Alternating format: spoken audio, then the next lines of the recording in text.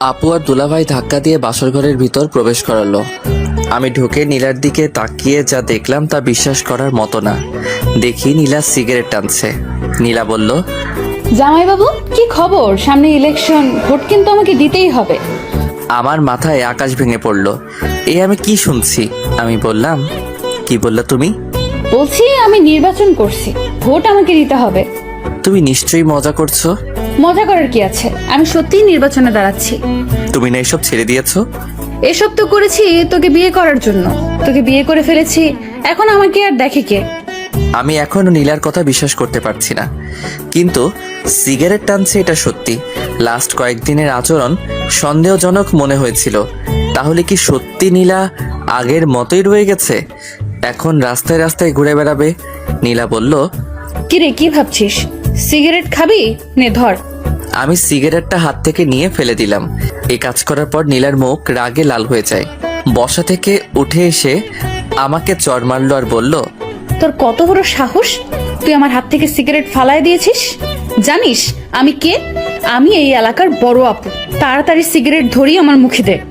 আমি তাড়াতাড়ি সিগারেট ধরিয়ে নীলার মুখে দিলাম। নীলা বলল, শোন, তুই তো বলেছিলি বিয়ে করতে, বিয়ে না করলে ভবিষ্যৎ অন্ধকার, তাই আমি সেটাই করলাম। বিয়ে করলে তো স্বামীর কথা মানতে হবে, তাই এখন আমি তোমার স্বামী, তোমার আমার কথা মানতে হবে। মানবো না, কি করবি? অনেক কিছু। আমাকে কিছু করলে তোর হাত পা ভেঙে সারা জীবনের জন্য লুলা বানিয়ে দিব। আমি ভাবলাম নীলা এখন তার পাওয়ার দেখাচ্ছে, অহংকারে তার মাথা ঠিক নাই। আমি বললাম, শোনো, আমার বোধহয় তোমার মাথা ঠিক নাই, তোমার লম্বা একটা ঘুম দরকার। আমি সম্পূর্ণ ঠিক আছি।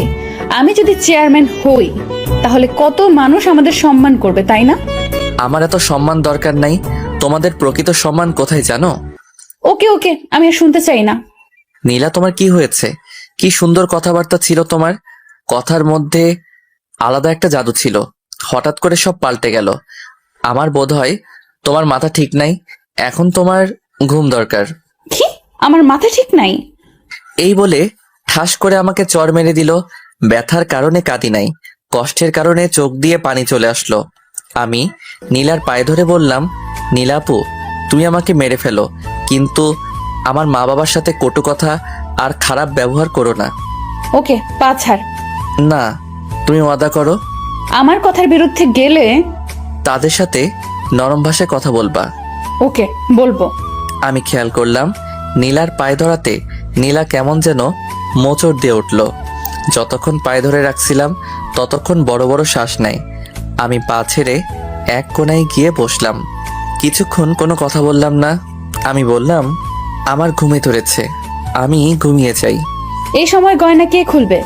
কেন, তোমার হাত আছে না? আমি একটা বালিশ আর খেতা নিয়ে নিচে শুয়ে পড়লাম। নীলা বলল, ওপরে শো। না, তোমার সাথে শুব না। কেন? চিন্তা ভাবনা করে দেখো। আমি এই বলে নিচে বিছানা করে শুয়ে পড়লাম।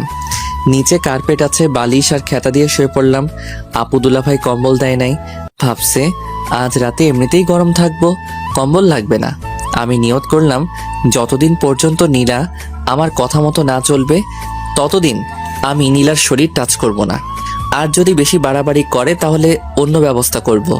ভাবছিলাম আজ নীলার 27 বছরের জীবনের একটা কষ্টের ইতি ঘটতে যাচ্ছে, কিন্তু না, সেই কষ্টটা আরো দীর্ঘমেয়াদী হলো। নীলার মুখটা আমার চোখে ভাসছে, মন চাচ্ছে এখন গিয়ে মনের ইচ্ছা মতো কিস করার জন্য, কিন্তু সেটা সম্ভব না। যেদিন পর্যন্ত আমার পায়ে ধরে মাপ না চাইবে ততদিন পর্যন্ত কোনো স্পর্শ নাই। যদি পরকীয়া করে করুক, পরদিন অন্য মেয়ে নিয়ে আসবো। যেহেতু 27 বছর কোনো পরকীয়া করে নাই, মনে হয় না সামনে করবে। এইসব কথা ভাবতে ভাবতে কখন যে ঘুমিয়ে পড়লাম। সকালবেলা ঘুম থেকে উঠে দেখি নীলা পাশে আমাকে জড়িয়ে ধরে ঘুমিয়ে আছে বিছানার উপর। আমি সাথে সাথে উঠে পড়লাম। নীলাও উঠে পড়ল আর বলল, কি হলো, উঠে পড়লি কেন? তোমাকে কে বলেছে আমার সাথে শুতে? আমার মন চাইছে তাই। থাকো তুমি তোমার মন নিয়ে। আমি চলে গেলাম ওয়াশরুমে। ওয়াশরুম থেকে বের হয়ে টেবিলে পড়তে বসলাম। কিছুক্ষণ পড়লে মা ডাক দিল খেয়ে যেতে। খাইতে গেলাম। মা জিজ্ঞেস করলো, নীলা কই? আসে নাই? না। আসবো নে। মা আবার রুমে গেল, গিয়ে নীলাকে নিয়ে আসলো। আমি খাওয়া দাওয়া করে চলে গেলাম রুমে। একটা কথাও বললাম না, খেয়ে চলে আসলাম। বিছানায় শুয়ে মোবাইল টিপছি। নীলা চা আনলো, বলল এই নে চা। টেবিলে রাখো। নীলা টেবিলে রাখলো। নীলা বলল আমি বাইরে যাব। যেখানে মনে চাই যাও, আমাকে জিজ্ঞেস করার কি আছে। দেখলাম নীলা রেডি হয়ে বাইরে চলে গেল। আমিও পিছে পিছে বের হলাম, কারণ সে আমার বউ। সবচেয়ে বড় কথা হলো আমি তাকে ভালোবাসি। নীলা এলাকার কয়েকজন ছেলের সাথে দেখা করলো, তাদের সাথে অনেকক্ষণ কথা বলল। আবার নীলা বাড়ির দিকে হাঁটা ধরলো। আমি দোকানে গিয়ে সিগারেট ধরাইলাম, খেয়ে বাসায় আসলাম। দেখি নীলা ঘর ঝাড়ু দিচ্ছে। আমি বিছানায় শুয়ে পড়লাম। নীলা আমার দিকে আর চোখে তাকাচ্ছে, দেখে আমি কিছু বলি কিনা। কিন্তু না, আমি একটা কথা বলবো না। যতদিন পর্যন্ত এসব না ছাড়বে, এভাবে মানসিক কষ্ট পেয়ে যাবে। ঝাড়ু দিয়ে আমার পাশে শুইল। আস্তে আস্তে নীলা একটা হাত আমার শরীরে রাখলো। আমি যত বিরক্ত আছে সব বিরক্ত নিয়ে নীলার দিকে তাকালাম। নীলা হাত সরিয়ে নিল। আমি উঠে কাপড় নিয়ে ওয়াশরুমে চলে আসলাম। ভাবলাম আমার কথা মানবে না, আবার আমার কাছ থেকে সুখের আশা করে। এত সোজা না দুনিয়াটা। আমি দেখলাম নীলার কয়েকটি কাপড় ভিজানো আছে, সেগুলো ধুয়ে দিলাম। আমি গোসল করে কাপড়গুলো নিয়ে ছাদে চলে গেলাম। ছাদে গিয়ে কাপড় নেড়ে আসলাম। এসে দেখি নীলা ওয়াশরুমে মনে হয় গোসল করছে। আমি টেবিলে বসে বই ঘাটছি। ভাবছি এক রুমে দুই মানুষ, একজনের সাথে আরেকজন কথা বলে না। নীলা ওয়াশরুম থেকে গোসল করে বের হলো, নতুন এক শাড়ি পরে, যেটা দেখে আমার মাথা পুরো গরম হয়ে গেল। নীলা কাপড় নেড়ে বিছানায় বসে চুল আশ্রাইতেছে, আর আমি লোভাতুর দৃষ্টিতে নীলার দিকে তাকিয়ে রইলাম। তার কোমরের একাংশ দেখা যাচ্ছে। আমি কাশতে কাশতে বাথরুমে চলে গেলাম। আধা ঘন্টা পর বের হলাম। বের হয়ে দেখি জমিয়ে মার সাথে আড্ডা দিচ্ছে। দিনটা কেটে গেল, সারাদিন কেউ কারোর সাথে কথা বলি নাই। রাতের বেলা আমি পড়তেছি, নীলা শুয়ে শুয়ে মোবাইল টিপছে। কতক্ষণ পড়লাম জানি না। নীলা বলল হইছে, আর পড়তে হবে না, এবার ঘুমা। তোমার বলা লাগবে না। আমি আস্তে আস্তে বিছানায় শুয়ে পড়লাম। নীলা আমার পাশে শুইল। আমি বললাম নীলা, এসব নির্বাচন কি দরকার আছে? চলো আমরা নিজেরা সুন্দর একটা সংসার করি। দেখ, নির্বাচন সম্পর্কে আমাকে কিছু জিজ্ঞেস করবি না, ওইটা তো বাইরে। এখন তো আমরা দুজন একসাথে। এখনো তুমি আমার থেকে অনেক দূরে। এই বলে আমি বালিশ নিয়ে নিচে চলে আসলাম। আমি কি করব বুঝতে পারছি না। আজকে নীলাকে অনেক সুন্দরী দেখাচ্ছে। আমার মন বলছে এমন একটা মেয়েকে আমার মন চাচ্ছিল। কেন জানি মনে হচ্ছে সে কাছে থেকেও অনেক দূরে। মা বাবা যদি জানতে পারে নীলা নির্বাচন করবে, তাহলে কি যে হবে আল্লাহ জানে। সবচেয়ে বেশি কষ্ট পাবে মা। এর আগে নীলাকে আটকাতে হবে। কেমন জানি একটা আওয়াজ আসছে, মনে হচ্ছে কেউ কাঁদছে।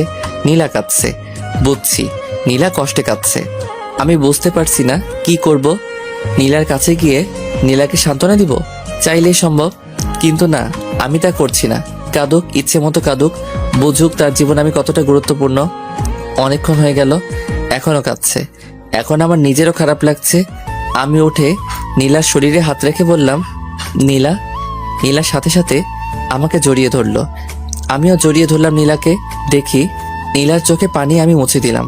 তার শরীর থেকে মিষ্টি একটা গন্ধ আসছে। আমি ভাবলাম আর আগানো যাবে না। আমি ঘুমের ভান করে সারা শরীর ভার ছেড়ে দিলাম বিছানায়। নীলা আমাকে জড়িয়ে ধরে ঘুমিয়ে পড়লো। তারপর আমিও ঘুমিয়ে পড়লাম। সকালবেলা উঠে দেখি নীলা আমাকে জড়িয়ে ধরে শুয়ে আছে। আমি উঠে আস্তে আস্তে ওয়াশরুমে চলে গেলাম। বের হয়ে দেখি নীলা উঠে গেছে। আমি পড়তে বসলাম। পড়ে খাওয়া দাওয়া করে ভার্সিটি চলে আসলাম। ভার্সিটি অনেকেই জানে না আমি যে বিয়ে করেছি, আর আমি কারোর সাথে এতটা ক্লোজ না। আমার ফ্রেন্ড বলতে সবাই, আবার কেউ না। যে সময় যার কাজ লাগে। ভার্সিটি শেষ করে বাসায় আসলাম। এসে দেখি বাবা চলে এসেছে। আমি আমার রুমে গেলাম, দেখি নীলা বাসায় নেই। আমি মাকে জিজ্ঞেস করলাম নীলা কোথায়। মা বলল আমি যাওয়ার সাথে সাথে বের হয়েছে, যে আর আসে নাই। বাবা আমাকে ডাকছে। আমি বাবার কাছে গেলাম।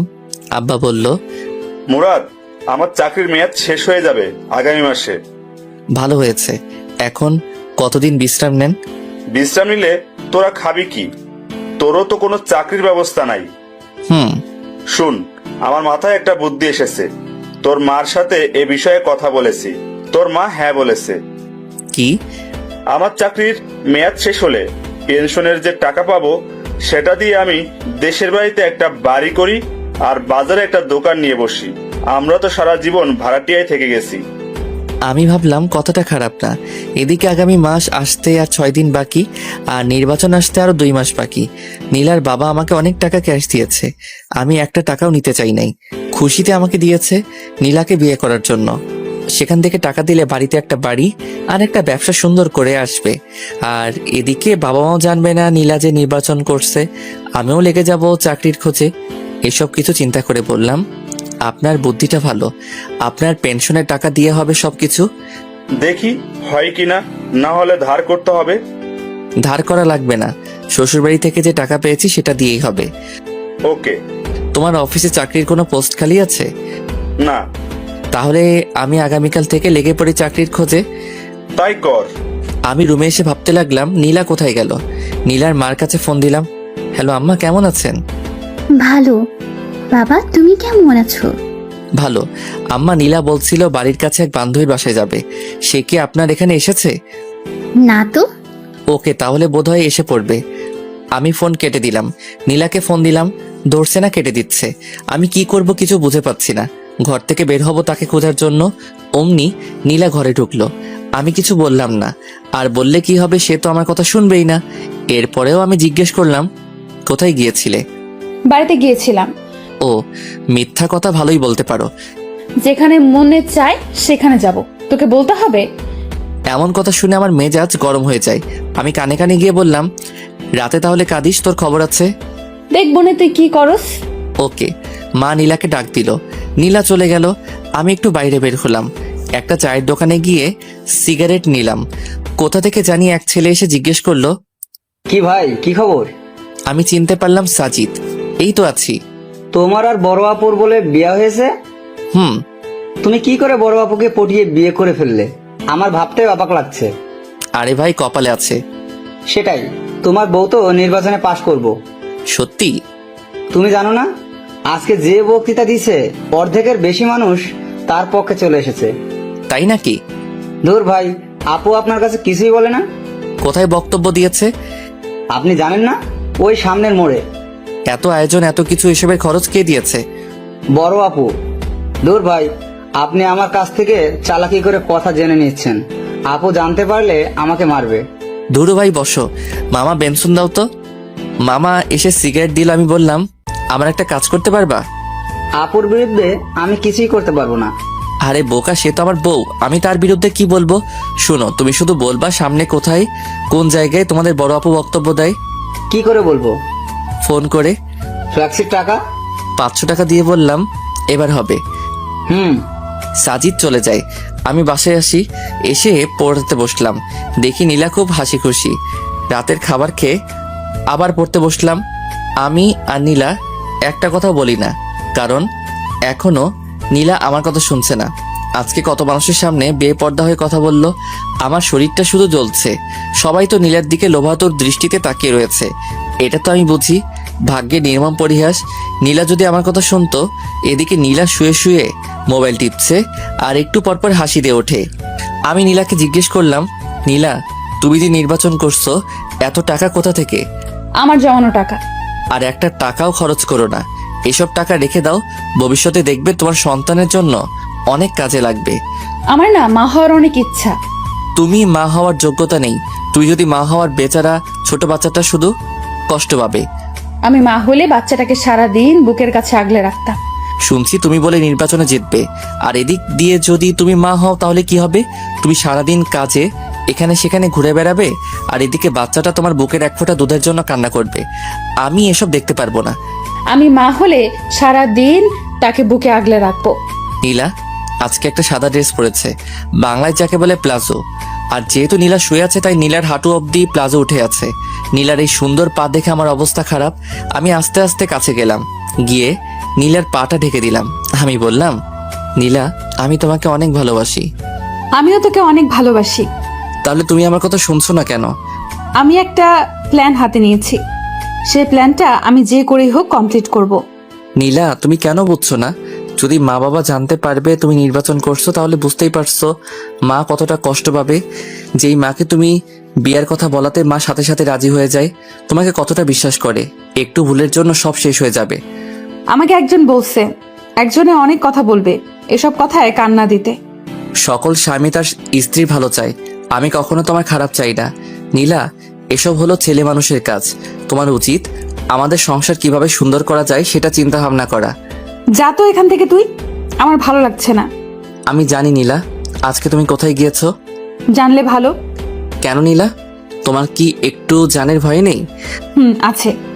তাহলে এত মানুষের সামনে বেপর্দা হয়ে কিভাবে কথা বললে? আমি অনেকক্ষণ প্র্যাকটিস করেছি। আর আমাকে কি কেউ মেরে ফেলবে নাকি? তুমি একা একা চলো, আমার ভয় করে। তাহলে তুই আমার সাথে চল। নীলা, তুমি আমাকে ভালোবাসো? যদি আমি তোমাকে ছেড়ে চলে যাই তাহলে তুমি কষ্ট পাবে না? ছেড়ে চলে যাবে মানে? যেখানে যাস সেখান থেকে তোকে বের করে আনবো। নীলার এমন কথা শুনে আমার চোখ দিয়ে পানি পড়ছে। এ কি, তুই কাঁদতেছিস কেন? তোমার কথা শুনে কাঁদছি। তোর কষ্টটা বল। হয়তো তোমার সুখের দিনে আমি থাকবো না, আর আমার সুখের দিনে তুমি থাকবে না। কেন? ইস নীলা, তুমি যদি আমার কথা বুঝতে, আমি তোমার সাথে না থাকতে পারলেও তোমার ছায়া হয়ে থাকবো। মানে বুঝতে হবে না, এখন ঘুমাও, আমি বালিশ নিয়ে নিচে আসবো। নীলা বলল, ওপরে শো, নিচে অনেক ঠান্ডা। ওকে। আমি নীলার উল্টো দিকে মুখ ফিরে শুয়ে রইলাম। ঘুম আসছে, ঘুমিয়ে পড়লাম। নীলার যে করে হোক নির্বাচনে দাঁড়াবে এবং পাশ করেও নিজের নাম সারা দেশে ছড়িয়ে দিবে। এখন যদি যে কোনো বাতাসে উপেক্ষা করবে, রাস্তাঘাটে হাঁটলে কত সম্মান করবে মানুষ। মুরাদের আবদার নীলা বুঝতে পারে, কিন্তু নীলাকে নির্বাচনে দাঁড়াতেই হবে। নীলা ভাবছে, নীলা নির্বাচনে পাশ করলে মুরাদ দেখবে তার কত সম্মান। তার আগে যেভাবেই হোক তাকে টিকে থাকতে হবে। নীলা আবার ভাবে সে কোনো ভুল করছে না তো, কিন্তু লোকের সমর্থনে সব ভুলে যায় নীলা। নীলা বুঝতে পারছে মুরাদ খুব কষ্ট পেয়েছে। মনে মনে নীলা ভাবে আর মাত্র 2টা মাস, তারপর দেখতে পাবে তোমার আর কোনো কষ্ট থাকবে না। নীলারও ঘুম পাচ্ছে। নীলা জানে এখন মুরাদের শরীরে হাত দিলে মুরাদ রাগ করবে, তাই নীলা মুরাদের শরীর ঘেঁষে ঘুমানোর চেষ্টা করলো। আস্তে আস্তে নীলা মুরাদের শরীরটা জড়িয়ে ধরলো। শেষমেশ মুরাদকে জড়িয়ে ধরে ঘুমিয়ে পড়লো। সকালবেলা ঘুম থেকে উঠে দেখে মুরাদ পড়ছে। নীলা অনিচ্ছা সত্ত্বেও কেন জানি পিছন থেকে জড়িয়ে ধরলো। মুরাদও নীলার হাতটা নিয়ে নীলার হাতে চুমু খেলো। আর কিছুক্ষণ পর নীলা ওয়াশরুমে চলে আসলো। একেবারে গোসল করে বের হলো। ছাদে কাপড় নাড়তে যাবে। 3 তলা থেকে 4 তলায় উঠলো। 4 তলায় এক মহিলার কাণ্ড দেখে নীলা থমকে যায়। দেখলো একটা বাচ্চা ছেলেকে চোখে চোখে মুখে চুমু দিয়ে বলল, যাও বাবা, বাবার সাথে স্কুলে যাও। আর বাচ্চাটা বলল, তাই মা। যাওয়ার সময় বাচ্চাটা মার গালে চুমু খেলো। শেষমেশ টাটা দিতে দিতে বাচ্চাটা চলে গেল। নীলা পুরো কাজটা দেখলো। দীর্ঘ একটা শ্বাস ফেলে মনে মনে বলল, ইস, আমার যদি এরকম একটা বাচ্চা থাকতো। পেটের দিকে হাত দিয়ে পেটের মধ্যে হাত বুলিয়ে দেয় নীলা। মুরাদ, তুই কেন বুঝতে পারস না আমার মনের কথা? আমাকে একটা বাচ্চা দে, কসম করে বলছি, তার কোনো কষ্ট আমি হতে দিব না। নীলা আবার ভাবে, মুরাদ হয়তো ঠিকই বলেছে, এসব তো ছেলে মানুষের কাজ। আমার কাছে তো ঘরের ভেতর, আমি 2-3টা বাচ্চা নিয়ে সুখের ঘর করব। নীলা নিচে এসে দেখলো মুরাদ কলেজে চলে গেল। নীলা নিয়ত করে ফেলেছে এসব বাদ দিয়ে মুরাদের কথা মতো চলবে। নীলা ঘর থেকে বের হলো অফিসে গিয়ে নিজের পদ বাতিল করতে। বাসা থেকে বের হয়ে হাঁটা ধরলো। কিছুক্ষণ যাওয়ার পর কোথা থেকে জানি এক মেয়ে এসে বলল, আপু আমার বাড়ির সামনে, প্লিজ আপু আমার সাথে একটা ছবি তুলেন। বলতে পারবো আমি চেয়ারম্যান আপুর সাথে ছবি তুলেছি, সবাই আমাকে বস মানবে। প্লিজ আপু। ওকে তুলো। মেয়েটা ছবি তুলে বলল, আমার আপনাকে খুব ভালো লাগে, আমার ফ্যামিলির সবাই আপনাকে ভোট দেবে। Thank you. হেঁটে কেন, রিক্সা দিয়ে যান। আসলে শরীরটা বেড়ে যাচ্ছে তো তাই। ওকে আপু চলেন আপনাকে এগিয়ে দিই। চলো। মেয়েটা আর নীলা হাঁটছে। সামনে দিয়ে যে যায় সেই লম্বা করে একটা সালাম দেয়। নীলা হাসি মুখে তাদের বিদায় দেয়। আরো কিছুক্ষণ হাঁটার পর 6-7টা মেয়ে নীলাকে ঘিরে ধরলো। আরো 10-12 জন ছেলে এসে হাজির হলো। পুরো একটা দল হয়ে গেল। এক সময় মিছিল শুরু হয়ে গেল। মিছিলের মধ্যে আরো মানুষ যোগ দিতে থাকে। পরে মোটামুটি বড় একটা মিছিল হয়ে যায়। অনেকক্ষণ সবাই বড় আপুর পক্ষে মিছিল করে। এক জায়গায় এসে এক রেস্টুরেন্টে নিয়ে সবাইকে কিছু খাওয়াইয়া তাদের বিদায় দিল। নীলা বাড়িতে চলে আসে। এসে ফ্রেশ হয়ে শুয়ে ভাবতে লাগলো কোথা থেকে কি হয়ে গেল। যে জায়গায় গিয়ে না করে আসবে এসবের মধ্যে আমি আর নাই, সেখানে গিয়ে বড় এক মিছিল করে আসলো। এত মানুষের সারা কিভাবে নীলা ফেলে দিবে?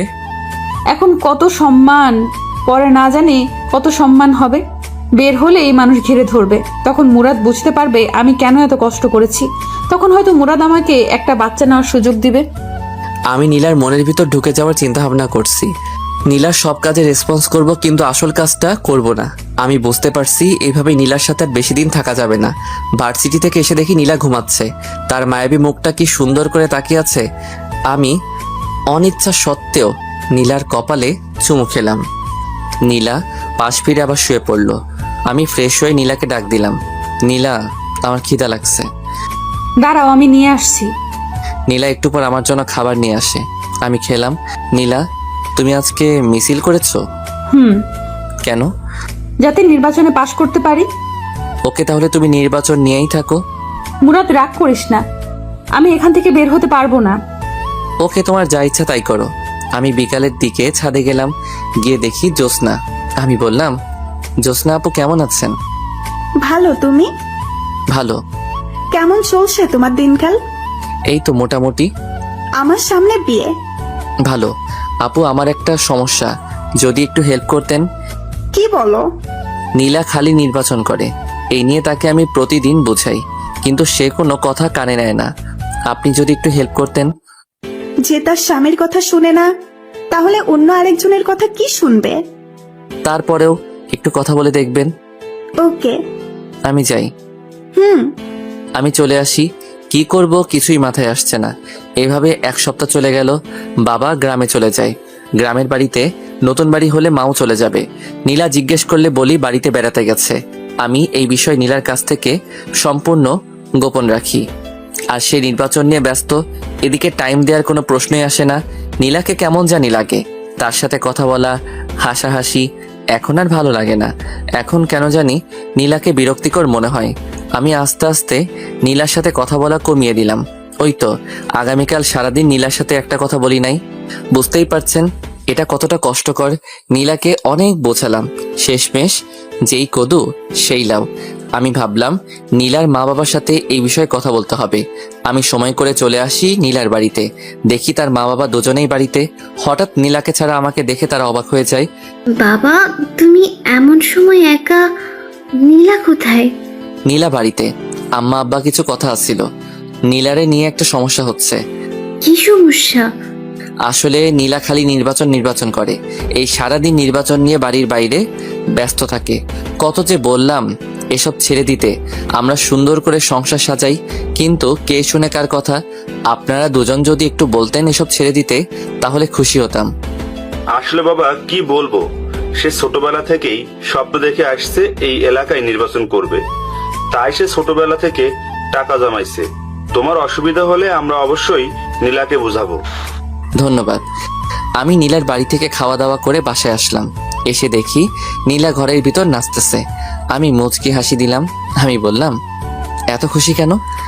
সবাই বলছে আমি পাশ করব। ঘরের বাইরে বের হলে কত মানুষ আমাকে ঘিরে ধরে। সেটা তো ধরবেই, কারণ তুমি অনেক সুন্দরী, আর সুন্দরের পূজা করে সবাই। সুন্দরী বলে না, আমি চেয়ারম্যান হব বলে। এখনো কোনো নেতা তোমাকে আহ্বান করে নাই রাতে তার সাথে থাকার জন্য? এটা কি বললি তুই? আবার বল। মুহূর্তের মধ্যে নীলা চোখ মুখের রং পাল্টে গেল। যদি এরকম অফার পাও তাহলে ফোন করে বলে দিও আজ রাতে আমি বাইরে থাকবো। ঠাস ঠাস করে দুটো চর বসিয়ে দিল গালে। সত্যি কথা বললে কারো সহ্য হয় না। নীলা কেঁদে দেয়। কেঁদে কেঁদে আমাকে জড়িয়ে ধরে বলে, তুই এমন কথা বলিস না। এই নীলা শুধু তোর, নীলার সব তোর, নীলার যৌবন রূপ সব তোর, এসব কিছু তোর জন্য। নীলা আমার একটা হাত নিয়ে তার গালে দিল। খুব কষ্ট হচ্ছে নীলা, এর একটা কিছুই আমি পাবো না। এসব কিছু কয়েকদিন পর পথের মানুষের কাছে চলে যাবে। এমন কথা মুখে আনিস না মুরাদ, আমি তোরে ভালোবাসি, তোকে ছাড়া আমি বাঁচবো না। তুই এমন কথা আর বলিস না। প্লিজ নীলা, তুমি এসব ছেড়ে চলে আসো, প্লিজ প্লিজ। তোমার আর আমার জন্য সুন্দর একটা জীবন অপেক্ষা করছে, এসব ছেড়ে দাও। নীলা কিছু বলছে না। আমি আস্তে আস্তে নীলার গালে ধরে নীলার ঠোঁটের কাছে আমার ঠোঁট নিয়ে আস্তে আস্তে লাগিয়ে দিলাম। নীলা চোখ বন্ধ করেছে। নীলা আমার মাথাটা চেপে ধরলো তার ঠোঁটে। আমি পাগলের মতো কিস করছি নীলাও। নীলার শ্বাস ভারী হচ্ছে। আমি ভাবলাম এখনই বাদ দিতে হবে, না হলে নীলাকে আটকানো কঠিন হবে। আমি আস্তে আস্তে নীলাকে ছেড়ে দিলাম। নীলা বলল, কি হলো? ভালোই তো লাগছিল, আবার ধর। মনে হয় মা ডাকছে। এই বলে আমি সোজা ঘর থেকে বেরিয়ে আসলাম। নীলা বুঝতে পারছে না কি বলবে, শুধু তাকিয়ে রইল। আমি ভাবলাম লাভ নাই, যতদিন না পর্যন্ত ওইসব ছাড়বে না ততদিন পর্যন্ত আমাকে পাবে না। আমি 2-3 জায়গায় চাকরির জন্য নিবন্ধন করলাম। এইসব বিষয় নীলার কাছে গোপন রাখলাম। তাকে বলে কি করব? আমি বাইরে যাওয়ার সাথে সাথে নীলা ঘর থেকে বের হয়ে পড়ে। আর কি বলবো, এইসব কিছু নীলার কাছে গোপন রাখলাম। আমি সোজা বাইরে আসলাম, এসে সিগারেট খেলাম, খেয়ে রুমে ঢুকলাম। তুই আমার বাবা মার কাছে বিচার দিয়েছিস কেন? মনে চেয়েছে। দেখ, আমাকে নিয়ে প্রতি দোকানে এখানে সেখানে সব জায়গায় কথা হয়। তারা বলে আমি জিতলে এলাকার উন্নতি হবে, এলাকায় শান্তি থাকবে। এসব মানুষের কথা আমি কি করে ফেলে দিতে পারি? আমি ছাড়তে পারবো না। ভালো, তোমার যদি মনে চাই করো, মনে থাকে যেন। পরে যখন কেঁদে কেঁদে আমাকে জোরে চিল্লাই চিল্লাই ডাকবে তখন আমাকে পাশে পাবে না।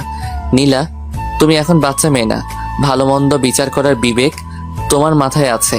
হায় রে কপাল আমার, আমারই দোষ কেন যে সুন্দরীর পাগল হলাম। যদি জ্যোৎস্নাকে অথবা তানহাকে বিয়ে করতাম তাহলে কতই না সুখী হতাম। এই বলে রুম থেকে বের হয়ে আসলাম। সোফায় এসে টিভি দেখতে লাগলাম। কিছুক্ষণ পর মা এসে বলল, আগামীকাল বাবা আসবে। দিনটা কেটে গেল নীলার সাথে, আর কথা বলি নাই। পরদিন বাবা এসে আমাকে ডাকা শুরু করলো। আমি গেলাম বাবার কাছে। একটা কাগজ ঢিল দিয়ে বলল, এসব কি মুরাদ? আমি কাগজ ধরে দেখি নীলা নির্বাচনের পোস্টার। তার মানে বাবা জেনে গিয়েছে নীলা নির্বাচন করছে। বাবা আবার বলল, কোথায় তোর বউ? কোথায়? আস্তে বাবা, আমার কথা শোনো। কি শুনবো? আমি জানি নীলা নির্বাচনে দাঁড়াচ্ছে। কি বললি তুই? নীলা নির্বাচনে দাঁড়াচ্ছে? তার কত সাহস! তাড়াতাড়ি তার মাকে ফোন দে।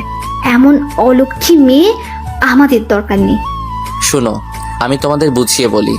বাবা, আমি জানি না যে নীলা নির্বাচনে দাঁড়াচ্ছে। বাসরাতে সে আমাকে বলে, তখন যা হওয়ার হয়ে গেছে, এখন তার কিছু করার নাই। আমি নীলাকে অনেক বোঝালাম, কিন্তু কে শুনে কার কথা। আব্বা মা যা হওয়ার হয়ে গেছে, তোমরা কোনো টেনশন করো না, আমি বিষয়টি দেখছি। তোর বউ যেন আমার সামনে না পড়ে। ওকে, আমি দেখছি। আমি চলে আসলাম, দেখি নীলা চুপচাপ বসে আছে আর আমার দিকে আর চোখে তাকাচ্ছে। আমি হাসি মুখে বললাম, তোমাকে কিছু বলবো না, তোমার যা মনে চাই করো। নীলা কিছু বলল না। আমি চুপচাপ বেলকনিতে গিয়ে বাইরে তাকিয়ে রইলাম। নীলা আমার পাশে এসে দাঁড়ালো আর বলল, তোকে আমি কষ্ট দিতে চাইনি মুরাদ। আমার কষ্ট তো কিছুই না, মা আর বাবা অনেক দুঃখ পেয়েছে তোমার এই অপ্রত্যাশিত কাজে। সরি। সরি বলে কি লাভ? সরি বললে কি আর তুমি এসব থেকে ফিরে আসবে? তুমি তো বুঝতে পারছো না সবাই তোমাকে কি সম্মান করবে। বলবে দেখো দেখো চেয়ারম্যানের জামাই। সব ছেলেরা তোমাকে দেখে হিংসা করবে। নীলা, তুমি এখনো ছোট রয়ে গেছো। আমার জায়গায় যদি অন্য কেউ থাকতো তাহলে এতদিনে কি চেয়ারম্যান হয়ে যেতে। আমি যে ভালো সেই জন্য তোমাকে বাধা দিচ্ছি। শুনো, এখন তুমি গিয়ে আমার মায়ের কাছে আর বাবার কাছে মাপ চাইবা। বলবা আর আমি নির্বাচনে দাঁড়াচ্ছি না। বলবো না। বলবা না? না না না। আমি আমার হাত উঠাইলাম চর দিতে, কিন্তু কোনো এক টানে আর পারলাম না চর মারতে। নীলা বলল, মারলি না চা? দেখতাম তোর কত সাহস। এখন যদি আমি একটা ফোন করি তাহলে শত শত ছেলে চলে আসবে। আমি চাইলে তোকে মেরে বুড়িগঙ্গা নদীতে ফেলে দিতে পারি। আমি মোবাইল দিয়ে বললাম, এই নাও, এখন তোমার ছেলেদের ফোন দাও, তারা আসুক, এসে আমাকে মেরে বুড়িগঙ্গায় ভাসাই দিক। তুই কি ভাবছিস আমি পারবো না? পারলে করে দেখা। আমি সেখান থেকে চলে আসলাম। আমার আর ভালো লাগছে না। এখন থেকে আর নীলার সাথেই শুবো না। আজ 1 সপ্তাহ হলো নীলার সাথে শুই না। আমি আমার মতো, নীলার মতো। এদিকে আমার চাকরির ইন্টারভিউর জন্য কল আসলো। এদিকে বাবা মা চলে গেল গ্রামের বাড়িতে। যাওয়ার আগে নীলাকে কয়েকবার বললাম বাবা মার কাছে মাপ চাইতে, কিন্তু কে শুনে কার কথা। এখন আমি আর নীলা একা। আমি ইন্টারভিউ দিলাম, আমার আগের রেজাল্ট ভালো ছিল বলে চাকরিটা হয়ে গেল। কিন্তু সমস্যা একটাই, বাসা থেকে অনেক দূরে। আমি সকালে যাই, বিকালে আসি। নীলা ভাবে আমি ভার্সিটিতে যাই। কিছুদিন পর সন্ধ্যার সময় বাসায় ঢুকলাম, দেখি নীলা আর 5 জন ছেলে, 1 জন মেয়ে বসে আড্ডা দিচ্ছে। তাদের একজনের হাতে সিগারেট, নীলাও সিগারেট খাচ্ছে। আমি ঘরে ঢুকলে নীলা বলল, এ হলো আমার স্বামী মুরাদ। মাঝখান থেকে একজন ছেলে বলে উঠল, বড় আপু, আপনি বিয়ে করে ফেলেছেন? আমরা তো জানি না। আসলে সবই কপাল। আর মুরাদ কিন্তু খুব ভালো ছেলে, কেউ তার সাথে বেয়াদবি করবি না। ওকে আপু। আপু, আমাদের কাজটা বুঝিয়ে দেন। নীলা আমাকে বলল, মুরাদ তুই একটু ঘরে যা। ওকে। আমার মাথা পুরো গরম হয়ে আছে, কিছু বলবো না তাকে। আমি ভাবলাম এভাবে আর চলতে পারে না। আরে আমার তো একটা সম্মান আছে। চেয়ারম্যান হওয়ার পর সবাই বলবে দেখো দেখো চেয়ারম্যানের জামাই, কিন্তু সেটা বলবে টিটকারি করে। ভাবলাম আজ নীলাকে শেষবারের মতো বলবো, তারপর অন্য কোনো রাস্তা দেখতে হবে। নীলা তাদের সাথে কথা বলে অনেকক্ষণ। এই ফাঁকে আমি তাদের জন্য হালকা নাস্তা নিয়ে যাই। নীলার অহংকারে শেষ নাই। নীলা তাদের ছোটখাটো মিটিং শেষ করলো। আমি পড়তে বসলাম। রাতে খাওয়ার জন্য নীলা আমার জন্য বাইরে খাবার আনে। আমি খেলাম। ভাবলাম আজ একসাথে শুই।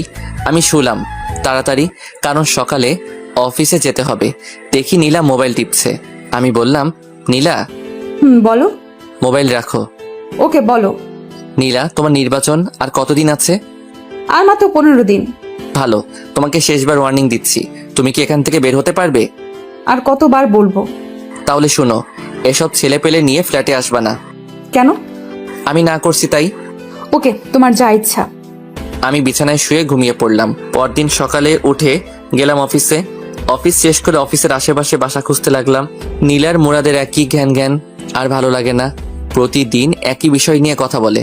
ভালো হয়েছে তার বাবা মা চলে গেছে, না হলে কত বাধার সম্মুখীন হতে হতো। মুরাদকে নীলা অনেক ভালোবাসে, সেজন্য নীলা এত অসম্মানের পরেও মুরাদের কাছে পড়ে রয়েছে। কিন্তু নীলা বুঝতে পারছে না মুরাদের কি হয়েছে। কিছুদিন ধরে মুরাদ নীলার সাথে খুব ভালো ব্যবহার করছে, খুব হাসি খুশি, সব কাজে রেসপন্স। নীলা বুঝতে পারলো মুরাদ তাহলে এতদিনে সবকিছু বুঝতে পারছে। ওই তো সেদিন নীলার মিটিং করে আসতে দেরি হয়েছিল। মুরাদ এগিয়ে গিয়ে নীলাকে নিয়ে আসে। শীত বলে দুজন এক চাদরের ভিতর একজন আরেকজনকে জড়িয়ে ধরে বাসায় আসে, যা দেখে নীলার খুব ভালো লাগে। এই মাসের শেষ কয়েকদিন নীলা মুরাদকে জড়িয়ে ধরে ঘুমায়। মুরাদের প্রতি নীলার ভালোবাসা অনেক বেড়ে যায়। কিন্তু এসব কিছু রীতি ঘটলো ওই দিন দুপুরে। ঘুম থেকে উঠে দেখলো মুরাদের বই কাপড় চোপড় কিছুই নেই, আর টেবিলের উপর একটা চিঠি পেল। নীলা উঠে পুরো রুম দেখলো, তেমন কিছুই নেই। কয়েকটা বই আর কিছু কাপড় চোপড় পড়ে আছে, সেগুলো পুরাতন।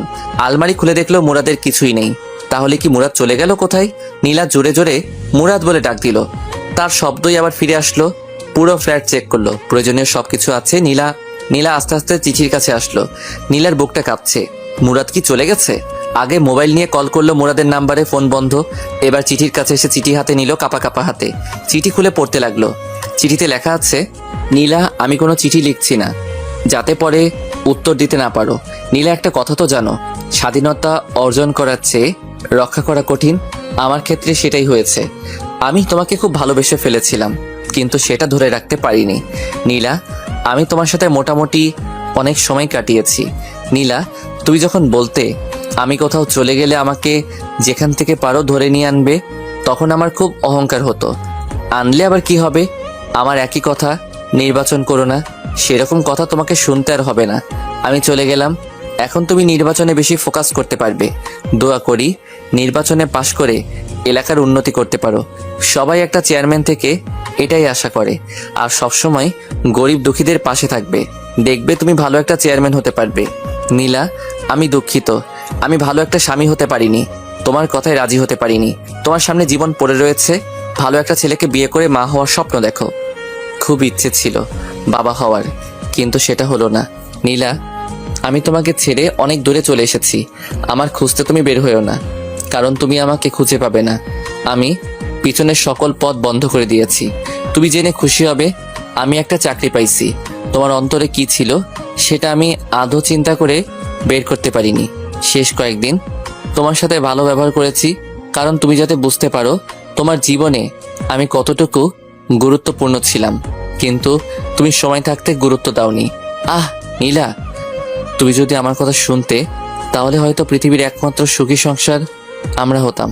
নীলা, তুমি চেয়ারম্যান হতে চাও, সেটা বিয়ের আগে বলতে, তাহলে আমি তোমাকে বিয়ে করতাম না, কারণ আমি সিম্পল একটা সুখের সংসার দেখতাম। এখন বুঝতে পারছি বড় লোকেরা বড় লোকের ঘরে মানায়, গরিব গরিবের ঘরে মানায়। বড় লোক যখন গরিবের ঘরে যায় তখন শুরু হয় সমস্যা। সেটা হয়েছে তোমার আর আমার মাঝে। তুমি দেখতে বড় হওয়ার স্বপ্ন, আর আমি দেখতাম সিম্পল জীবনযাপন। তোমার স্মৃতি হিসেবে তোমার দেয়া চরগুলো থাকবে আমার সাথে। আর হ্যাঁ, অবশ্যই নামাজ পড়বে, নির্বাচনে পাশ করতে পারো সেজন্য দোয়া করবে। আমিও দোয়া করি তুমি ভালো একটা চেয়ারম্যান হও। আমাকে পাওয়ার জন্য কখনো দোয়া করবে না, কারণ আল্লাহ কারো দোয়া ফেলায় না। সবশেষে বলবো, তুমি ভালো একটা স্বামী নাও, মা হওয়ার স্বপ্ন দেখো, আর ভালো একটা চেয়ারম্যান হওয়ার চেষ্টা করো। আর তোমার বাবার দেওয়া টাকাগুলো আমার বালিশের নিচে আছে। নীলা, আমার বউ, আমার ভালোবাসা, সারা জীবন সুখে থেকো। নীলার চোখের পানি চিঠির অনেকখানি ভিজে গেছে। নীলা কি করবে বুঝতে পারছে না। এখন কেমন যেন একা একা লাগছে। আরেকবার নীলার মনে হচ্ছে ভালোই হয়েছে। খালি খালি সারাক্ষণ ঘ্যাং ঘ্যাং করতো। নীলা আস্তে আস্তে চোখের পানি মুছলো। বিছানায় এলিয়ে চিন্তা করতে লাগলো। বালিশের নিচে হাত দিয়ে দেখে টাকা, অনেক টাকা। নীলার কেমন যেন ভয় ভয় করছে। নীলা একা এই বাসায় থাকতে পারবে না। মুরাদ বলছে চাকরি পেয়েছে, কোথায় পেয়েছে সেটা জানতে হবে। সেটা জানতে পারলে তার ঠিকানা বের করা যাবে। নীলা পুরো ফ্ল্যাট খুঁজলো, এরকম কিছুই পেল না। নীলার মনে হলো কে জানি দরজায় টোকা দিচ্ছে। খুলে দেখে জ্যোৎস্না। জ্যোৎস্নাকে দেখে নীলা হাউ মাউ করে কেঁদে উঠলো আর জ্যোৎস্নাকে জড়িয়ে ধরলো। জ্যোৎস্না বলল, নীলা কাঁদছস কেন? আর মুরাদ কোথায়? চলে গেছে আমাকে ছেড়ে। সেটা তোর জন্য আরো ভালো হয়েছে। এখন শান্তি মতো তুই নির্বাচন করতে পারবি, আর তোকে কেউ বাধা দিবে না। না না, এ হতে পারে না। সেজন্য মুরাদ আমাকে ছেড়ে চলে যাবে? আমি তোকে আগেই বলেছি মুরাদের কথা মতো চল। কিন্তু সে চলে যাবে কেন?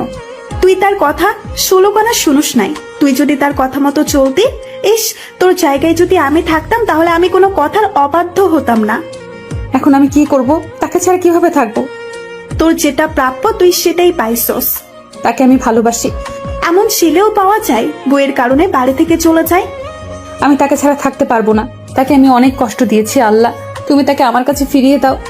শোন, সে মনে হয় আর আসবে না। তুই এখানে থাকতে পারবি না। ঘন্টা 3 আগে আমার কাছে মুরাদ গিয়েছিল, তারপর এই কাগজটা আমার কাছে দিয়ে যায়। কাগজে কি আছে শুনবি? বলো। জ্যোৎস্না আপু, তুমি আমার একটা কাজ করে দিও। আমি চলে যাচ্ছি নীলাকে ছেড়ে। নীলা তো এখানে একা থাকতে পারবে না, আর যদি থাকে তাহলে বলবেন কাউকে সাথে নিয়ে থাকতে, কারণ রাতে বুঝতে পারবে রাতটা তার জন্য কতটা নিষ্ঠুর। নীলা যদি চলে যায় তাহলে ফার্নিচার গুলো নিচের দেওয়া ঠিকানায় পাঠিয়ে দিয়েন। আর কিছু টাকা আছে। না, আমি এখানেই থাকবো। শেষমেশ আমি এই ঘরটা নিয়ে আমি বেঁচে থাকতে চাই। আমি শিওর মুরাদ আমাকে অনেক ভালোবাসে। সে একদিন ফিরে আসবে। সে একদিন ফিরে আসবে। সেটা তোর কপাল। তার আগে তোকে নির্বাচন থেকে বেরিয়ে আসতে হবে। তোর বিয়ের আর কয়দিন আছে?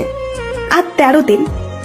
এখন থেকে নিয়ে বাকি দিনগুলো তুই আমার সাথে থাকবি রাতে। ওকে, পরে দেখি। আমি যাই, মনে হয় মা ডাকছে। একটু পর একেবারে চলে আসিস। ওকে। জ্যোৎস্না চলে গেলে নীলা ফুপিয়ে কাঁদতে লাগলো। ভাগ্যের জোরে অফিসের পাশে একটা ব্যাচেলর ফ্ল্যাট পেয়ে যাই, সেখানে উঠি। ভাবলাম আজ সবকিছু সমাপ্তি হলো। নীলাকে ভালো লাগতো, কিন্তু নীলার নির্বাচন ভালো লাগতো না। আমি যে রুমে সিট নিলাম সেই রুমে আরো 2 জন আছে। তারা 2 জন চাকরিজীবী, তাই আমাদের ফাইজলামো করার কোনো প্রশ্নই আসে না। যাই হোক, পরদিন সকালে অফিসে গেলাম। আমার মুখ থেকে হাসি নামক শব্দটি উধাও হয়ে গেছে। অধিকাংশ সময় আমি নীলাকে নিয়ে চিন্তা করি। ফেলে এসেছি, আবার কোনো ভুল করিনি তো? যদি কোনো অঘটন ঘটিয়ে ফেলে? কিছু ভালো লাগছে না। অফিসে কত মানুষ হাসাহাসি করে, আমি সারাক্ষণ আমার কাজ নিয়ে ব্যস্ত থাকি। সারাক্ষণ নীলার মুখটা সামনে ভাসে। অফিসের ম্যানেজার সবাইকে ডাক দিল, আমিও গেলাম। আমি গিয়ে পিছনে এক কোণায় দাঁড়িয়ে রইলাম। এক একজনকে এক এক কাজ দিয়ে বিদায় করছে ম্যাডাম। সবার পরে আমার সিরিয়াল আসলো। মেয়েটা আমার থেকে মনে হয় 3 বছরের ছোট। ছোট হলে কি হবে, বস তো বসই। আমাকে আমার কাজ দিলে আমিও চলে আসি। অফিসে কত মেয়ে, সারাক্ষণ নীলার কথা মনে পড়ে। নীলা এখন কি করছে? মনে হয় কাঁদছে, আবার মনে হয় সে তো এখন খুশিতে নাচছে, কারণ তাকে বাধা দেওয়ায় আর কেউ নেই। ধুর, যেটা চলে গেছে সেটা গেছেই, এখন কাজে মনোযোগ দেই। অফিস শেষ করে রুমে এসে গোসল করে খাওয়া দাওয়া করে শুয়ে রইলাম। কিছুক্ষণ শুয়ে থাকার পর পাশের একজন বলল, তার নাম সাজ্জাদ। ভাই, আপনি এরকম সবসময় নীরব আর মুখ গোমড়া করে রাখেন কেন? কোনো সমস্যা আমাদের বলেন, দেখি হেল্প করতে পারি কিনা। ভাই, আপনার কি বউ আছে? হ্যাঁ ভাই। তার কথা আপনার মনে পড়ে না? হ্যাঁ, মনে পড়ে। প্রতিদিন কথা বলি, আজকে তো কয়েকবার কথা বললাম। ভাই, আমি আমার বউকে সারা জীবনের জন্য ছেড়ে চলে এসেছি, তাই ভাই তার কথা চিন্তা করি। কেন ভাই, আপনি আপনার বউকে ছেড়ে চলে এসেছেন? ভাই, শখের বশে এক সিনিয়র আপুকে বিয়ে করেছিলাম। বিয়ের পর তার কথা আমি শুনতাম, কিন্তু সে আমার কথা শুনতো না, তাই ছেড়ে চলে এসেছি। Very interesting. আমরা দেখি যত কম বয়সী মেয়ে, আর তুমি কি না সিনিয়র আপুকে বিয়ে করো? থাক ভাই, যা হওয়ার হয়ে গেছে। এখন সামনে ফোকাস করেন, দেখবেন আরও ভালো মেয়ে কপালে আসবে। আমি পড়তে বসলাম। কারণ আমাকে ভার্সিটি শেষ করতে হবে। এটা বেসরকারি, যে কোনো সময় চাকরি চলে যেতে পারে। পরদিন অফিসে গেলাম, সারাদিন অফিস করলাম, কারোর সাথে কথা বলিনি। সবাই টিফিন করে আর আমি নীলার কথা চিন্তা করি। সে কি এখনো ঠিক আছে নাকি? আমি নেই বলে কারোর সাথে কামে লিপ্ত হয়েছে? না না, নীলা এরকম মেয়েই না। ভাবলাম নীলাকে একটা নজর দেখে আসবো। আগামীকালই যাব, অফিস শেষ করে চলে আসব। এক লোক এসে খবর দিল ম্যানেজার ডাকছে। আমি অফিসে গেলাম। ম্যাডামকে দেখে আমার মেজাজ গরম হয়ে যায়। ম্যাডাম, এটা কোনো কাপড় পরলো? একটা টাইট জিন্স আর টাইট শার্ট, ঠোঁটে লিপস্টিকে ভরা, চুলগুলো মাথায় পাহাড় করে রেখেছে। আমি লজ্জায় মাথা নিচু করে দাঁড়িয়ে রইলাম। নীলাকে আমি জিন্স অবস্থায় 2 দিন দেখেছি, তারপরেও প্রথম আর সবসময় নর্মাল পোশাক পরতো, যার কারণে নীলাকে আমার অনেক ভালো লাগতো। আর শাড়ি পরা অবস্থায় দেখলে মনে হতো, রিয়ান ভাইয়ের কথাটা, কোন গ্রহ থেকে এসেছো তুমি, যেখানে শুধু রূপের চর্চা করা হয়। এখন নীলার শাড়ি পরা মুখটা মনে হলে শরীরে কাঁপুনি দিয়ে ওঠে। বসেন। আমি মাথা নিচু করে চেয়ারে বসলাম। আবার বলল, মুরাদ ভাই, এখানে কি আপনার কোনো কাজ করতে অসুবিধা হচ্ছে? না। তাহলে সব সময় এমন মনমরা হয়ে থাকেন কেন? 2 দিন একেবারে বেশি। আমার মতে এই অফিসে আসার পর একমাত্র আমার সাথে আপনি কথা বলেছেন। কেন? কারণ জানতে পারি? না, আমি শুধু আমার কাজ করব। এমন মানুষ হয়? আপনার বাড়িতে দেখলাম আপনি বিবাহিত। আপনার ওয়াইফের সাথে কোনো সমস্যা হয়েছে? সেরকমই ধরতে পারেন। এটা কোনো সমস্যা হলো? সেজন্য আপনি যাওয়ার সময় তার সবচেয়ে বেশি পছন্দের জিনিসটা নিয়ে যাবেন, দেখবেন সব ঠিক হয়ে যাবে। আমি চলে আসলাম। হিসাব করে দেখলাম নির্বাচনের আর মাত্র কয়েকদিন বাকি। পরদিন অফিস বন্ধ, তাই সময় করে রাতে এলাকায় আসলাম, যাতে কেউ না চিনতে পারে। শীতের রাত, মুখে মাফলার জ্যাকেট বেঁধে, সাথে মাথায় ক্যাপ দিয়ে রাস্তায় হাঁটছি। হাঁটতে হাঁটতে বাসার সামনে গেলাম। বাসার নিচে দাঁড়িয়ে আর চোখে বেলকনিতে তাকাচ্ছি। দেখি বাতি জ্বালানো, তার মানে নীলা এখানেই আছে। সে কি কাঁদছে নাকি হাসছে, সেটা যদি দেখে যেতে পারতাম। অপেক্ষা করি, যদি বেলকনিতে আসে। বেশি অপেক্ষা করতে হলো না, না চাওয়ার চেয়ে বেশি পেয়ে গেলাম। যেটা দেখে নীলার আসল মুখোশ উন্মোচন হয়ে গেল। দেখি 3 জন ছেলে আর 4 জন মেয়ের সাথে নীলা হাসতে হাসতে বের হচ্ছে, যেটা দেখার জন্য আমি মোটেও প্রস্তুত ছিলাম না। আমি ভাবছিলাম নীলা বোধহয় মন খারাপ করে বসে আছে, কিন্তু না, নীলার মতো নির্বাচনের কাজ করছে। থাকুক সে তার নির্বাচন নিয়ে, আমি থাকি আমার মতো। আর নীলার চিন্তা মাথায় আনবো না, এলাকার নাম মুখে নিব না। আমি মন খারাপ করে বাসায় চলে আসলাম। সারা রাত ঘুম নাই। কি করব? আমি নীলাকে ছেড়ে চলে আসলাম, অথচ আমি বেশি কষ্ট পাচ্ছি। আর এদিকে নীলা খুশিতে শেষ। শখের বসে গিয়েছিলাম সিনিয়র মেয়েকে বিয়ে করতে, আবার সে বলে এলাকার ডন। এমন ফালতু মেয়ে আমার কপালে জুটলো, সে বলে আমার বউ। দূর, ঘুমাই। এসব চিন্তা করতে করতে কখন যে ঘুমিয়ে যাই। এদিকে নীলা কাঁদতে কাঁদতে চোখ ফুলিয়ে ফেলেছে, কারণ মুরাদকে ছাড়া নীলার এক মুহূর্ত ভালো লাগে না। সারাদিন ঘরে নীলা একা, কিছু ভালো লাগে না, খাওয়া দাওয়া ঠিক মতো করে না। এখন নীলা মুরাদের অভাব হাড়ে হাড়ে টের পাচ্ছে। 2 দিন ধরে নীলা নির্বাচনের কোনো কাজে যাচ্ছে না, কারণ তার মন ভালো না। কি বলবে গিয়ে নীলা? ওই দিন রাতে নীলাকে তার সাথের লোকেরা দাওয়াত দিল। নীলা বলে দিয়েছে আসতে পারবে না, কিন্তু হলো কি, রাতে কয়েকজন বাসায় এসে হাজির। তাদের জোড়াজড়িতে নীলা তাদের সাথে গেল। সেখান থেকে এসে জ্যোৎস্নাকে কল দিল। জ্যোৎস্না আসলো। রাতে জ্যোৎস্নার সাথে ঘুমাই। 2 জন শোয়ার পর জ্যোৎস্না বলল, এসব তুই ছাড়বি? এসব ছাড়লে দেখ মুরাদ তোর কাছে ফিরেও আসতে পারে। সত্যি মুরাদ আবার আমার কাছে ফিরে আসবে? যখন শুনবে তুই আর নির্বাচনে দাঁড়াচ্ছিস না, তখন বুঝতে পারবে তুই মুরাদের কথা শুনছোস। কি করে বুঝবো? সে কি এই দেশে আছে নাকি নাকি নতুন বিয়া করে ফেলছে? এই বলে নীলা কেঁদে দিল।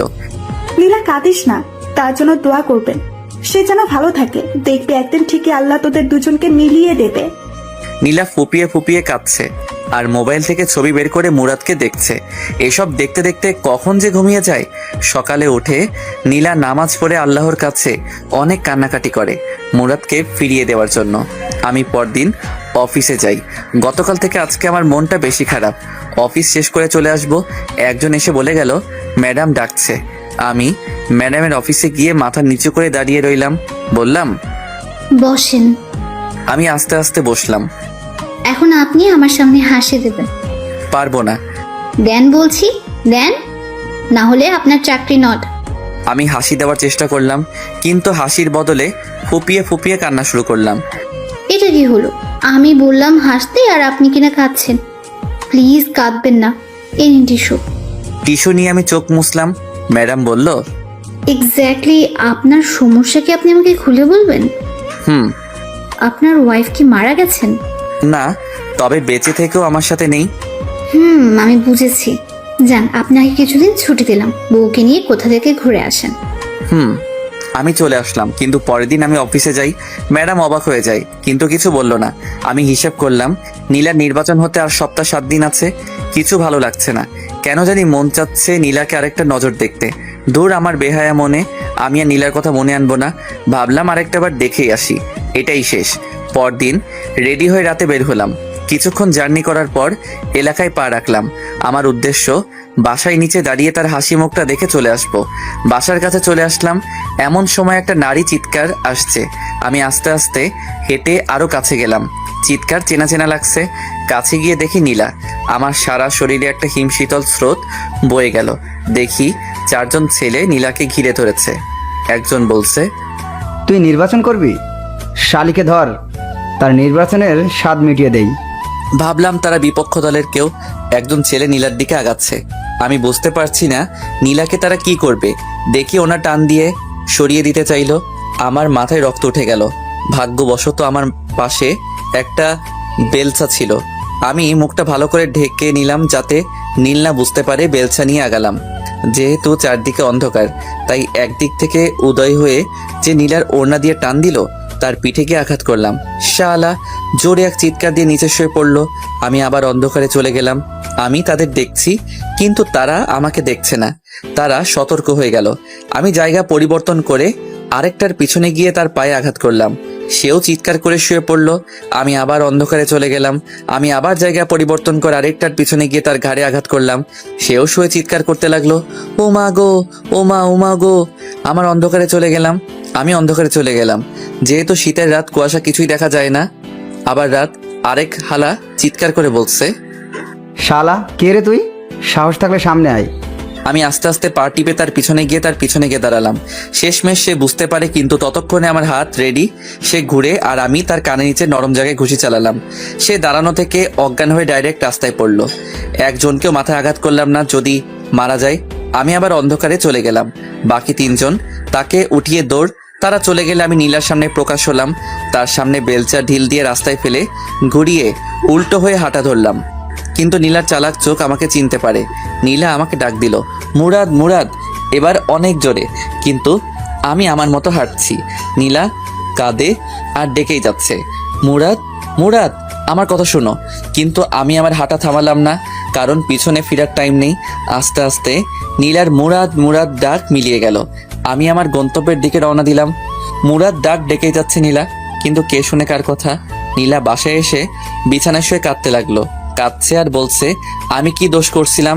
কেন তুই আমাকে এত বড় শাস্তি দিচ্ছস? কে জানি দরজায় টোকা দিল। খুলে দেখে জ্যোৎস্না। জ্যোৎস্নাকে দেখে হাউমাউ করে কেঁদে উঠলো। বলল, মুরাদ ছিল ওটা। মুরাদ আমার কাছে আসছিল, আমাকে শয়তানগুলোর হাত থেকে রক্ষা করেছে। কোথায় সে? কই? কখন দেখছস? আমাকে বুঝিয়ে বল। আমি ডাক্তারের দোকান থেকে আসছিলাম ওষুধ নিয়ে, তখন 4 জন ছেলে আমাকে ঘিরে ধরলো। আমি জোরে জোরে চিৎকার করতে লাগলাম। তখন কোথা থেকে জানি এক ছেলে তাদের মায়ের দিল। ছেলের মায়ের সামলাতে না পেরে তারা চলে যায়। আমি ভালো করে খেয়াল করে দেখি ওটা মুরাদ। আমি কতবার যে ডাকলাম মুরাদ, মুরাদ বলে, কিন্তু সে আসলো না। আবার কাঁদা শুরু করলো নীলা। জ্যোৎস্না নীলাকে সান্ত্বনা দিতে লাগলো। দেখছস, মুরাদ সারাক্ষণ তোর উপর চোখ রাখছে, তুই ভালো করে চল। আমি যে কাঁদছি কষ্টে, সে কি শুনতে পাচ্ছে না?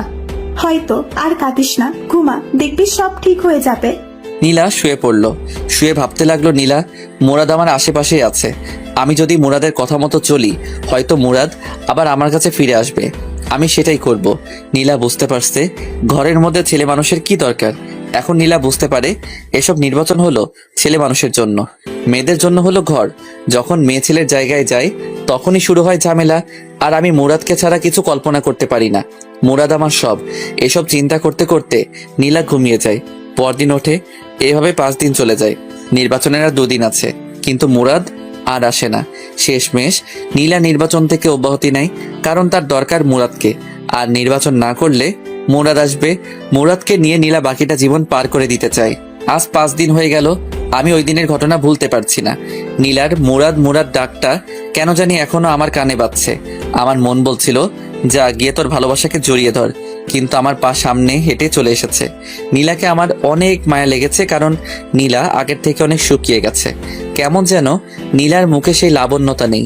আমি বুঝতে পারছি নীলা অনেক কষ্টে আছে, কিন্তু এত কষ্টের পরেও কি নীলা নির্বাচন ছেড়ে আমার কাছে মাপ চাইবে, আমার মা বাবার কাছে মাপ চাইবে? কে জানি। 6 দিনের মাথায় আমি অফিস শেষ করে চলে আসছি। এক লোক এসে বলল ম্যাডাম ডাকছে। ম্যাডামের নাম তানিয়া। আমি অফিসে গেলে ম্যাডাম বলল, আপনার নাম কি? মুরাদ। আপনার ওয়াইফের নাম কি? সেটা না বললে হয় না? বাড়ি কোথায়? নরসিংদী। ওকে যান। আমি ম্যাডামের কাজ করবার কিছুই বুঝলাম না। নির্বাচনের 2 দিন পর গেলাম এলাকায় শিওর হতে নীলা নির্বাচনে পাশ করেছে কিনা। আমি এলাকায় ঢুকে এক লোককে জিজ্ঞেস করলাম, ভাই এই এলাকার চেয়ারম্যান কে? আগে যে ছিল সে। মানে তাহলে আপনাদের বড় আপু নির্বাচনে পাশ করে নাই? আরে ভাই, আর বললেন না, কত আশায় ছিলাম বড় আপু পাশ করলে এলাকার অনেক উন্নতি হবে, কিন্তু হলো কি, নির্বাচনের 2 দিন আগে বড় আপু নির্বাচন থেকে অব্যাহতি নেয়। পরে আর কি হবে, আগে যে আছে সেই পাশ করে। ভাবলাম তাহলে নীলা এতদিনে আমার কথা শুনছে, কিন্তু সে সময় থাকতে শুনেনি। অতএব আমি আর নীলার কাছে যাচ্ছি না। এদিকে নীলা একা হয়ে গেল, কারণ জ্যোৎস্নার বিয়ে হয়ে গেছে। নীলা রাতে কিভাবে থাকবে? বাড়িতেও নীলা কিছু বলে নাই। নীলা ভাবলো সারা রাত মুরাদের কথা চিন্তা করে কাটিয়ে দিবে। নীলা রাতে অনেক ভয় পায়, বুঝতে পারছে মুরাদ তার কাছে এতদিন কি ছিল। রাতে নীলা ঘুমাতে পারে না ভয়ে, শেষ রাতে ঘুমিয়ে যায়। নীলা চিন্তা করছে আজকে রাতে কিভাবে থাকবে। নীলার এক ফুফাতো বোনের কথা মনে পড়লো, তার নাম তানিয়া, খুব হ্যান্ডসাম আর নীলাকে খুব সম্মান করে। নীলা তানিয়াকে ভিডিও কল দেয়। তানিয়া ফোন ধরে। আসসালামু আলাইকুম তানিয়া, কেমন আছো? জি আপু ভালো। তুমি কেমন আছো? এই তো ভালো। তোমার চেহারা তো তা বলছে না।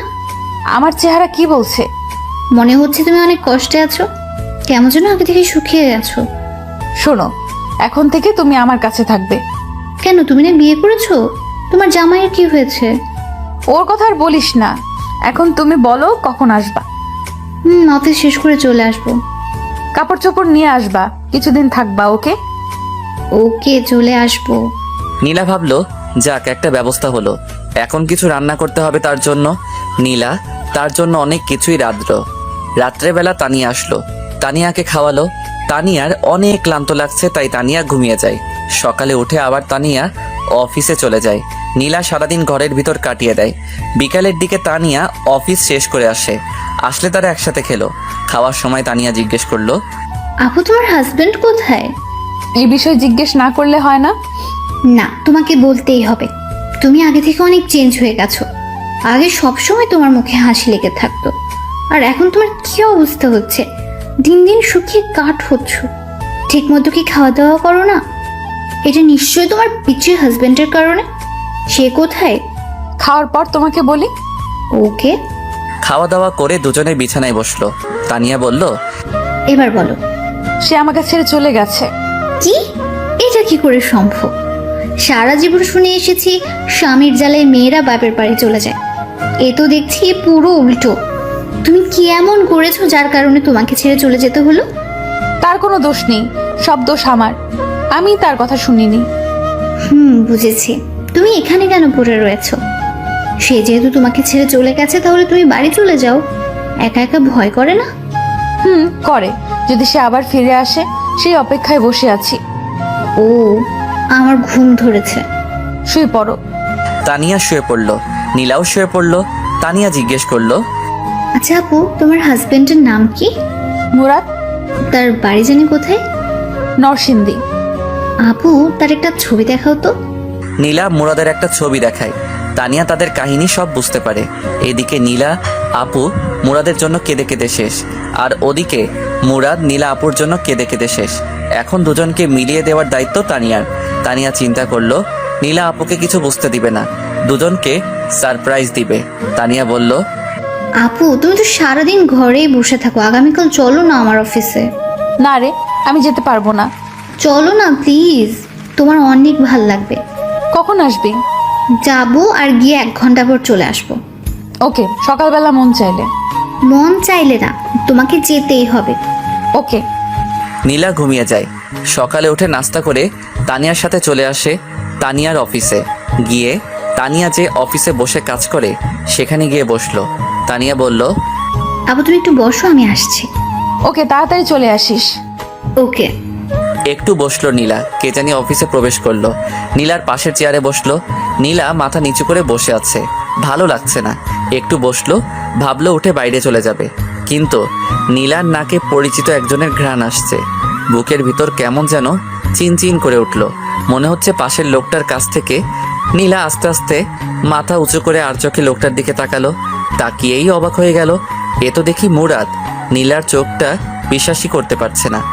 পাশে বসা ছেলেটা মুরাদ। নীলা কেন জানি বিশ্বাস করতে পারছে না, পাশে বসা ছেলেটা মুরাদ।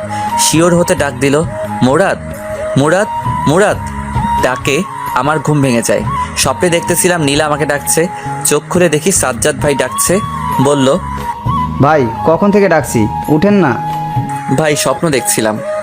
আমি বুঝছি, স্বপ্নে দেখছিলা বউ তোমাকে ডাকছে, সেজন্য উঠতে মন চায় না। আপনি কি করে বুঝলেন? ভাই এমন আমার অনেক হয়েছে। ও, অভিজ্ঞতা আছে আপনার? হুম। আমি ফ্রেশ হয়ে খেয়ে অফিসে চলে আসলাম। একটু পর একজন এসে বলল, তানিয়া ম্যাডাম ডাকে। আমি অফিসের সামনে আসলে একজন বলল, ভিতরে গিয়ে বসতে, ম্যাডাম আসবে। আমি ভিতরে ঢুকে দেখি এক চেয়ারে একটা মেয়ে বসে আছে। আমি মেয়েটার দিকে না তাকিয়ে চুপচাপ বসে পড়লাম।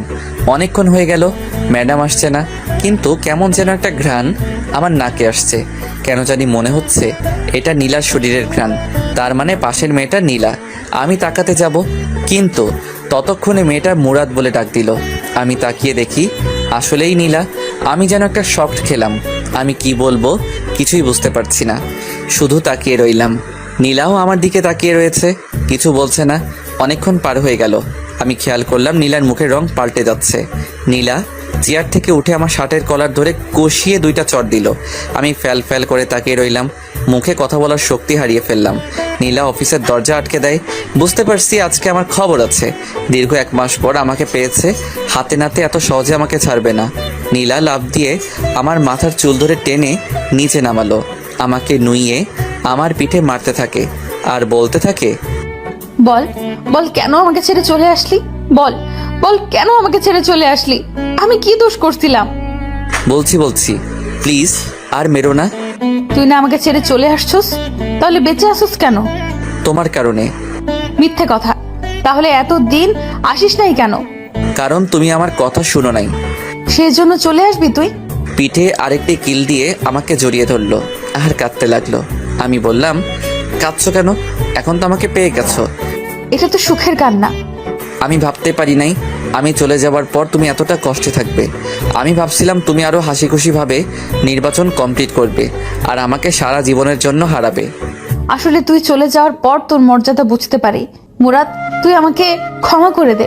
আমি তোকে অনেক কষ্ট দিয়েছি।